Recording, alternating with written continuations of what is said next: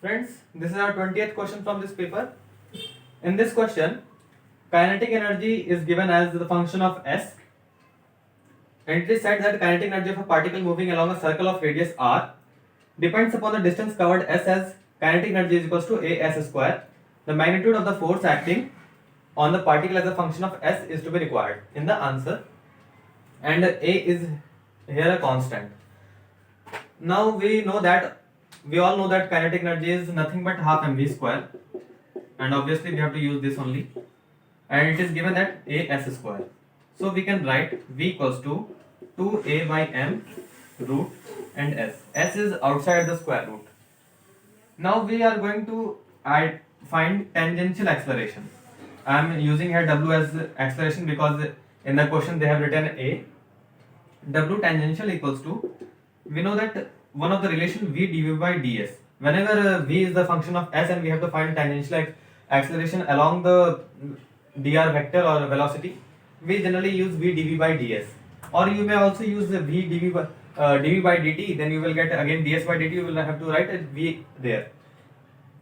So this is obviously same, v dv by ds, then 2a by m s, this is velocity. Now derivative of velocity with respect to s, 2a by m. Therefore 2a s by m. This is tangential acceleration.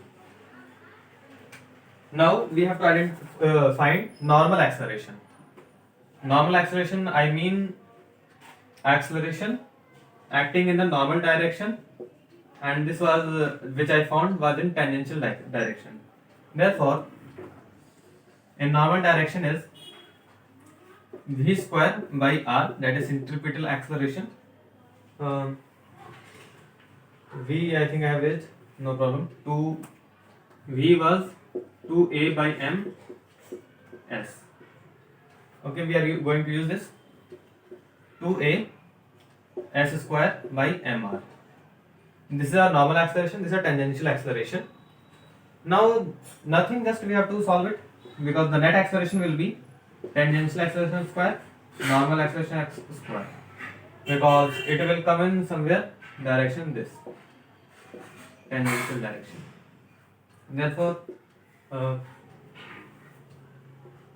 2a s square mr whole square plus 2a s m whole square.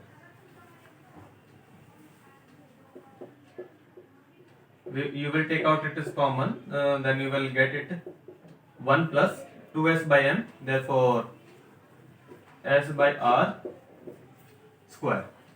So this is our required answer.